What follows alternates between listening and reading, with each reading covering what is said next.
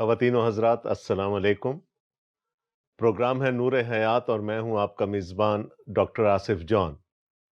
दोस्तों, आज से हम इस प्रोग्राम में मुक़द्दस लूका के इंजीली बयान के 10वें बाब का मुतालिया शुरू करेंगे। आपको याद होगा कि 9वें बाब को हमने शागिर्दियत का मौजू दिया था, डिसाइपलशिप, और उस बाब में हमने शागिर्दियत के बारे में चंद बड़े रहनुमा बाइबली असूल सीखे थे। एक और चीज आपको याद दिलाता चलूं कि 9वें बाब के शुरू में खुदावंद यीशु मसीह ने अपने 12 शागिर्दों को दो दो करके बनी इसराइल की खोई हुई भेड़ों को ढूंढने के लिए भेजा था। गोया वो मिशन की पहली शक्ल थी, खुदावंद यीशु मसीह का अपने शागिर्दों को बनी इसराइल के घरों में भेजना। आज उससे मिलती जुलती एक चीज हम देखने जा रहे हैं और मैं आपको बताऊंगा कि वो किस हद तक मिलती जुलती है और कहां उसमें थोड़ा सा डिफरेंस है। आइए हम पढ़ते हैं मुक़द्दस लूका का इंजीली बयान, उसका 10वां बाब और उसकी पहली आयत से। इन बातों के बाद खुदावंद ने 70 आदमी और मुकर्रर किए और जिस जिस शहर और जगह को खुद जाने वाला था वहां उन्हें दो दो करके अपने आगे भेजा। और वो उनसे कहने लगा कि फसल तो बहुत है लेकिन मजदूर थोड़े हैं, इसलिए फसल के मालिक की मिन्नत करो कि वो अपनी फसल काटने के लिए मजदूर भेजे। जाओ, देखो मैं तुमको गोया बर्रों को भेड़ियों के बीच में भेजता हूं। ना बटवा ले जाओ, ना झोली, ना जूतियां और ना राह में किसी को सलाम करो। और जिस घर में दाखिल हो पहले कहो कि इस घर की सलामती हो। अगर वहां कोई सलामती का फर्जंद होगा तो तुम्हारा सलाम उस पर ठहरेगा, नहीं तो तुम पर लौट आएगा। उसी घर में रहो और जो कुछ उनसे मिले खाओ पियो, क्योंकि मजदूर अपनी मजदूरी का हकदार है। घर घर ना फिरो, और जिस शहर में दाखिल हो और वहां के लोग तुम्हें कबूल करें तो जो कुछ तुम्हारे सामने रखा जाए खाओ। और वहां के बीमारों को अच्छा करो और उनसे कहो कि खुदा की बादशाही तुम्हारे नजदीक आ पहुंची है।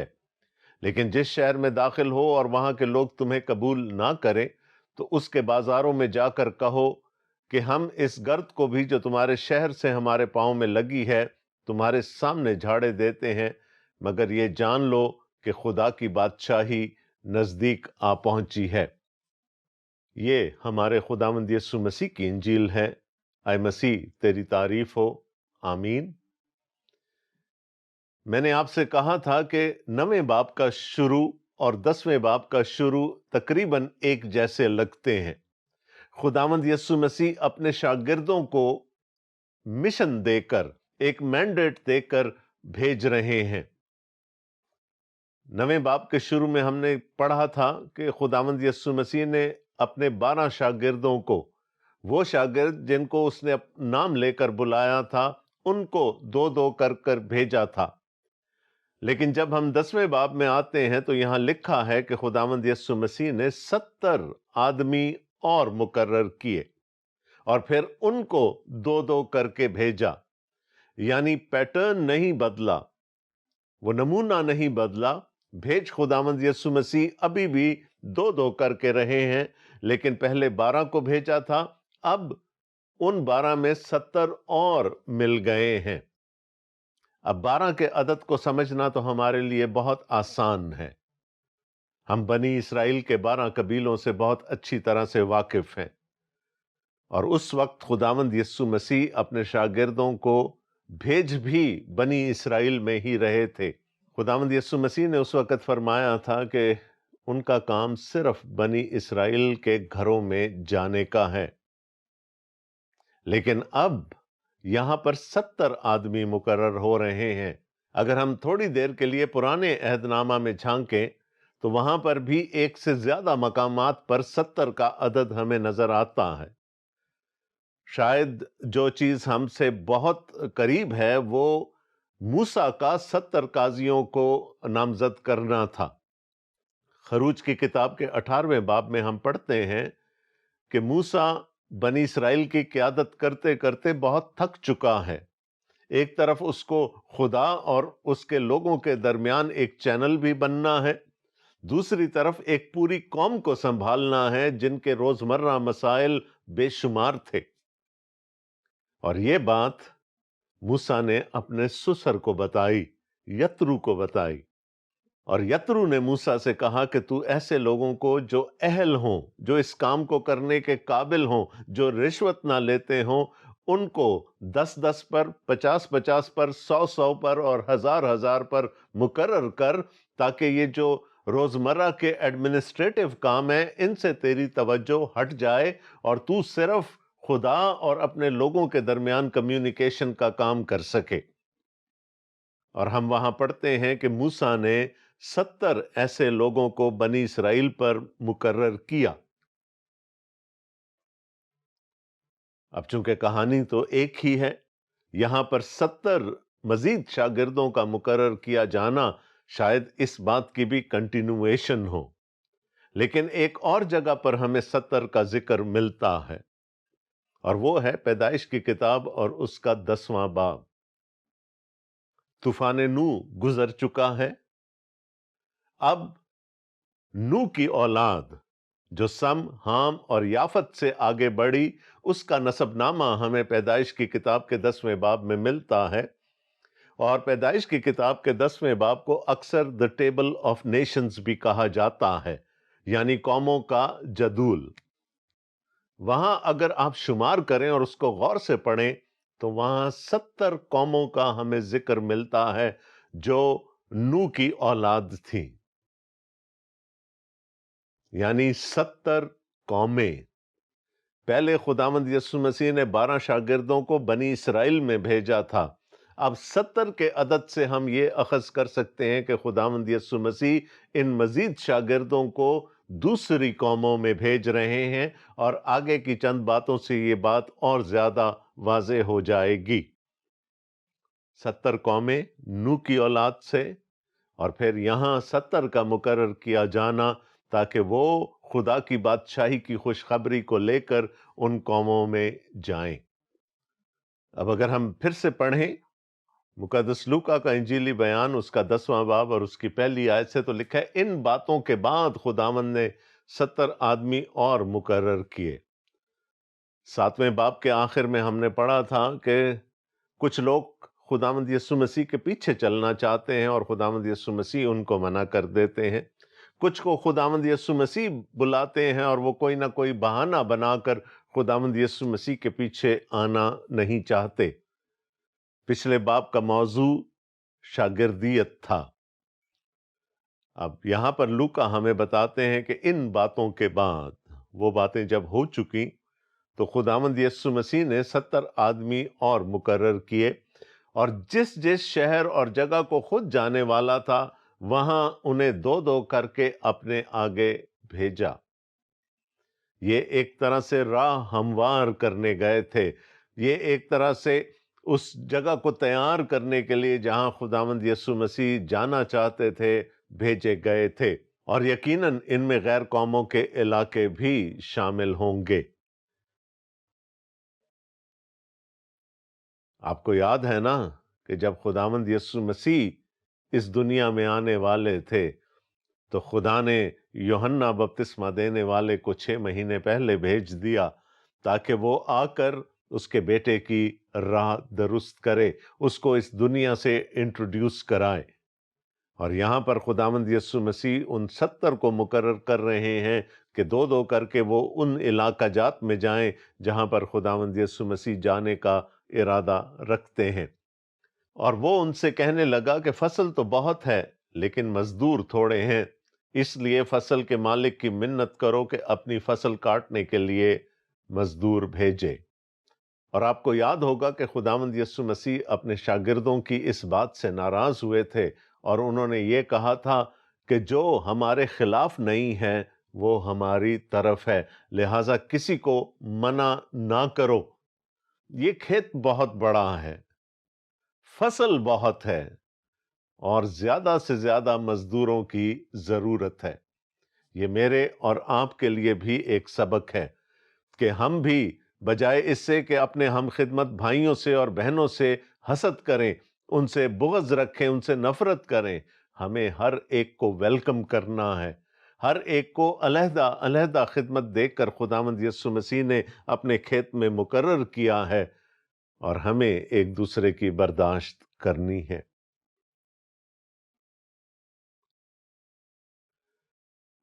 اب کیا کہا خداوند یسوع مسیح نے؟ فصل تو بہت ہے لیکن مزدور تھوڑے ہیں۔ اور اگر ہم آج کی دنیا میں دیکھیں جہاں پر خادموں کی بہتات ہے، مزدوروں کی بہتات ہمیں نظر آتی ہے، تو بھی ابھی بہت سارے علاقے ایسے ہیں جہاں سے فصل کاٹنی باقی ہے۔ آج بھی مزدوروں کی اتنی ہی ضرورت ہے جتنی اس وقت میں تھی۔ تو خداوند یسوع مسیح نے اس ضرورت کو پارشلی پورا کرنے کے لیے 70 آدمی مقرر کیے اور ان سے یہ درخواست کی کہ دعا کرو، فصل کے مالک سے دعا کرو کہ وہ اور مزدور بھیج دے۔ آج ہم اپنی اپنی خدمت چمکانے کے فکر میں رہتے ہیں، ہم چاہتے ہیں کہ ہم اور زیادہ کچھ کر سکیں، لیکن ہر انسان کی اپنی لیمیٹیشنز ہیں، ہر انسان کی اپنی حدود ہیں، ہم ان حدود سے نکل کر کچھ نہیں کر سکتے، اور یقیناً یہ کھیت اتنا بڑا ہے کہ اس میں مزدوروں کی ضرورت ہر وقت رہتی ہے۔ مالک خدا ہے اور ہم نے اسی سے دعا کرنی ہے کہ وہ اپنے کھیت میں مزید مزدور بھیجے۔ جاؤ، یہ بنیادی فرق ہے پرانے عہد کے مشن میں اور نئے عہد کے مشن میں۔ خداوند یسوع مسیح نے جب بنی اسرائیل کو اپنے کام کے لیے چن لیا، اپنے مقصد کے لیے چن لیا، تو ان سے کہا میرے لوگ بن کر رہو، بی مائی پیپل۔ پرانے عہد میں ہم دیکھتے ہیں کہ جب خدا نے بنی اسرائیل کو اپنے لیے چنا، اپنے مقصد کے لیے چنا، تو ان سے کہا کہ میرے لوگ بن کر رہو۔ ان کو ایک خطہ زمین دے دیا اور کہا کہ اس خطہ زمین میں تم میرے لوگ بن کے رہو، بی مائی پیپل۔ لیکن جب ہم نئے عہد نامہ میں آتے ہیں تو ارشاد اعظم تک آپ جتنے بھی احکامات پڑھیں گے ان میں آپ کو ایک لفظ ملے گا، جاؤ، گو، گو ایز مائی پیپل۔ پرانے عہد کا مشن خدا کے لوگ بن کر رہنا تھا، نئے عہد کا مشن خدا کے لوگ بن کر جانا ہے۔ اور جگہوں پر میں نے آپ سے کہا کھیت بہت بڑا ہے، ہمیں اور جگہوں پر جانا ہے اور وہاں سے فصل کاٹنی ہے۔ جاؤ، دیکھو میں تم کو گویا بروں کو بھیڑیوں کے بیچ میں بھیجتا ہوں۔ Now this is scary، یہ بڑی ڈرا دینے والی بات ہے۔ بھیڑیا بیسٹ آف پرے ہے، وہ پھاڑ کھانے والا جانور ہے، وہ اپنے سے کمزور جانور کو پھاڑ کھاتا ہے۔ خداوند یسوع مسیح کیا کہہ رہے ہیں؟ میں تمہیں بھیجتا ہوں لیکن ہوشیار رہنا، تم برے ہو، تم معصوم لوگ ہو، تم میرے لوگ ہو۔ میں تم کو ابلیس کی ٹیریٹری میں بھیج رہا ہوں، میں تم کو ابلیس کے علاقے میں بھیج رہا ہوں، اور وہاں کوئی تمہیں خوش آمدید نہیں کہے گا۔ 12 کو بھیجا تھا بنی اسرائیل میں منادی کرنے کے لیے، اب 70 کو بھیجا جا رہا ہے غیر قوموں میں منادی کرنے کے لیے، اور یہی وہ بنیادی فرق ہے۔ خداوند یسوع مسیح نے کہا don't expect that you would be welcomed. اس چیز کی توقع نہ رکھنا کہ لوگ باہیں پھیلا کر تمہیں اپنے درمیان اتاریں گے۔ تمہیں خطرات کا سامنا کرنا پڑے گا، اور ان میں سے سب سے بڑا خطرہ موت ہے۔ بھیڑیا پھاڑ ڈالتا ہے، مار ڈالتا ہے۔ تو خداوند یسوع مسیح نے ان کو ہوشیار کر دیا، پہلے سے خبردار کر دیا۔ نہ بٹوا لے جاؤ، نہ جھولی، نہ جوتیاں، اور نہ راہ میں کسی کو سلام کرو۔ موڈس آپرینڈائی جس کو ہم MO کہتے ہیں وہ ایک ہی ہے۔ خدا کا کام ہے، خدا کا کھیت ہے، خدا کا مشن ہے، تو پھر خدا ہی مہیا کرے گا۔ خداوند یسوع مسیح یہ چاہتے ہیں کہ جب ہم خدمت کرنے کے لیے نکلیں تو پھر ہمارا دھیان ان چیزوں میں الجھ کر نہ رہ جائے کہ ہمارے پاس وسائل ہیں یا نہیں ہیں۔ مزدور اپنی مزدوری کا حقدار ہے۔ خداوند یسوع مسیح نے کہا everything will be provided for you provided you go۔ جب جاؤ گے اور خدا کے نام میں جاؤ گے، اس کے کھیت میں جاؤ گے، اس کی فصل کاٹنے کے لیے جاؤ گے، تو پھر وہ تمہارا ضامن ہوگا۔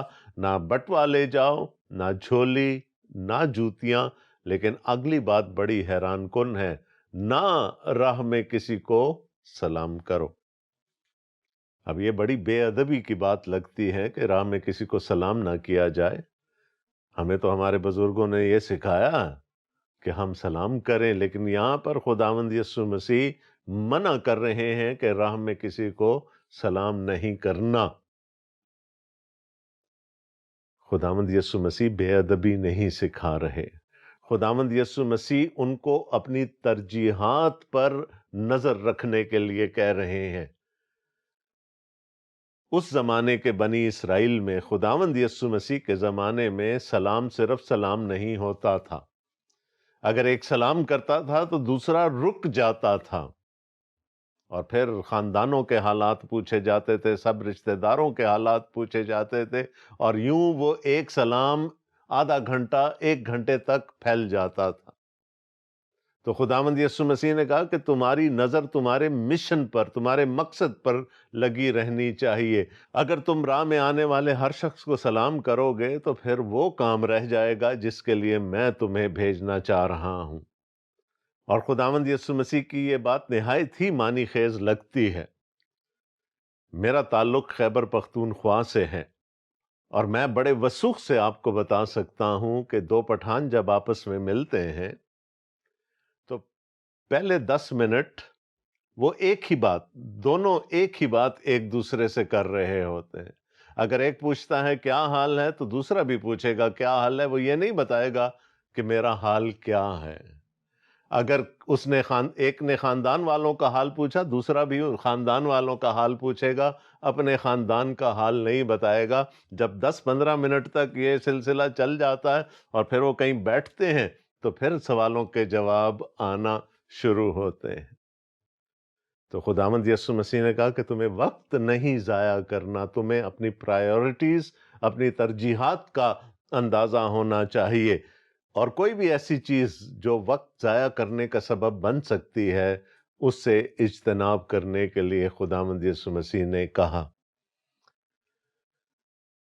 اور جس گھر میں داخل ہو پہلے کہو کہ اس گھر کی سلامتی ہو۔ جہاں سلام پہنچنا چاہیے وہاں ضرور سلام پہنچے۔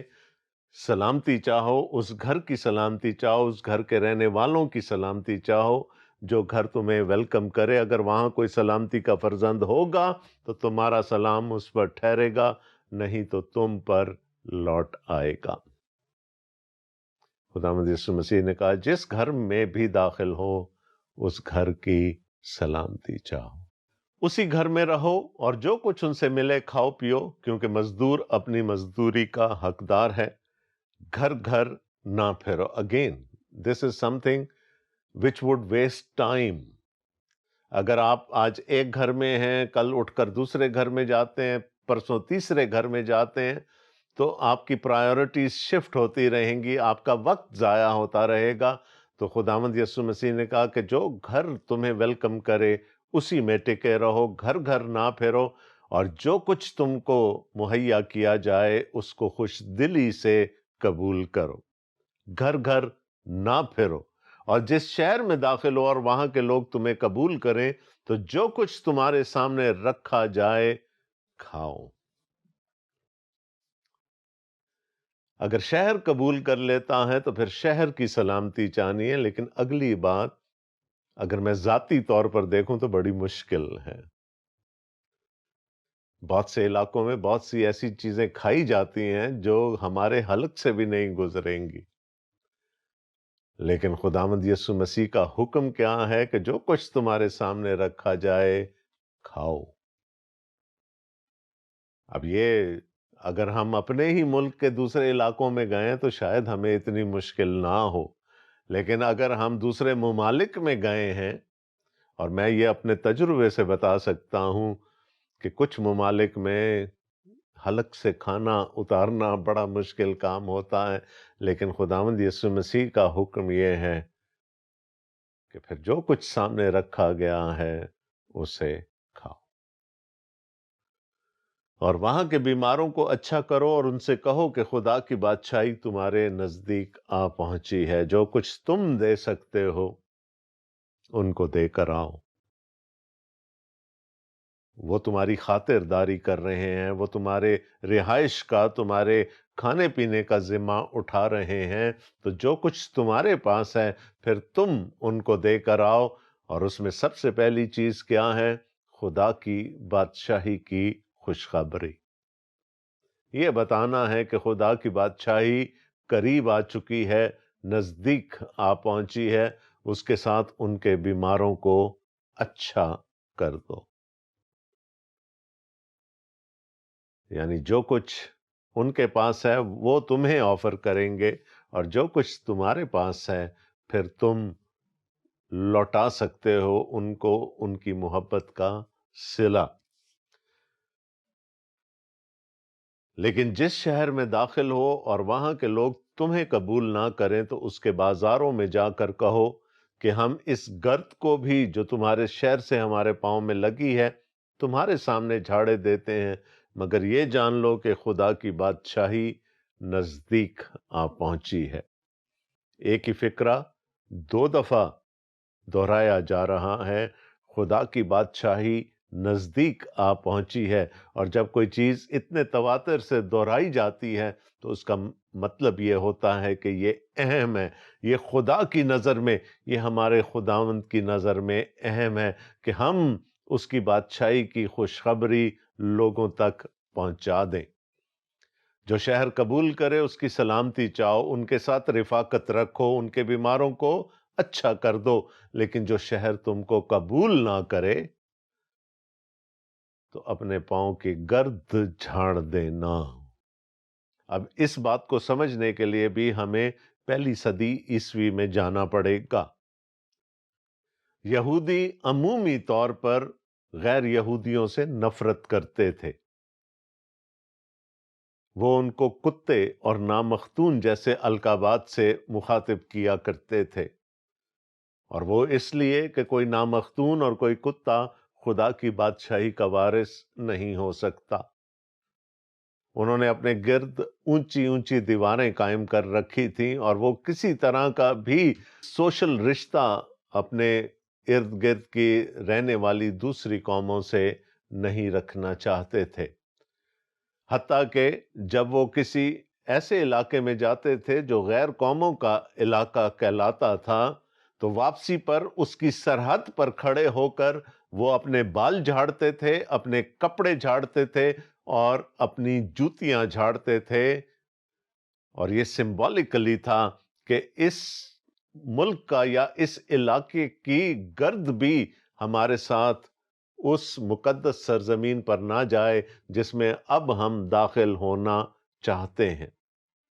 تو بنی اسرائیل اپنے پاؤں کی گرد جھاڑ دیا کرتے تھے کہ غیر قوم کے علاقے کی مٹی گرد تک مقدس سرزمین میں نہ آئے۔ یہاں پر خداوند یسوع مسیح کہہ رہے ہیں کہ جو شہر تمہیں قبول نہ کرے تو پھر شہر کے بیچ میں کھڑے ہو کر ان کے سامنے سمبولکلی نشان کے طور پر اپنے پاؤں جھاڑ دینا، اور یہ اس بات کی نشانی ہوگی کہ تم نے تو اپنا فرض پورا کر دیا، اب اگر کسی نے تم کو رد کر دیا تو اس شہر کی تباہی کی، اس شہر کے لوگوں کی تباہی کی ذمہ داری تم پر نہیں آئے گی۔ اگر کوئی جان بوجھ کر خدا کی بادشاہی کی خوشخبری کو رد کرتا ہے تو اس کا انجام بہت برا ہوگا، لیکن اگر خداوند یسوع مسیح کے کسی شاگرد نے وہاں تک نجات کا پیغام، خدا کی بادشاہی کا پیغام پہنچا دیا ہے تو پھر وہ بری ذمہ ہو جائے گا۔ مگر یہ جان لو، یعنی انڈر لائنگ فیکٹر یہ ہے کہ منادی کرنی ہے، منادی انڈسکریمنیٹلی کرنی ہے، ان کو بھی کرنی ہے جو اپنے کہلاتے ہیں اور ان کو بھی کرنی ہے جو غیر کہلاتے ہیں۔ اس کے بعد جو ان کا رد عمل ہوگا اسی پر بات مزید آگے چلے گی کہ کس کو ویلکم کیا جائے گا اور کس کے علاقے کے پاؤں کی گرد جھاڑ دی جائے گی۔ اور خداوند یسوع مسیح نے مزید کہا، میں تم سے کہتا ہوں کہ اس دن سدوم کا حال اس شہر کے حال سے زیادہ برداشت کے لائق ہوگا۔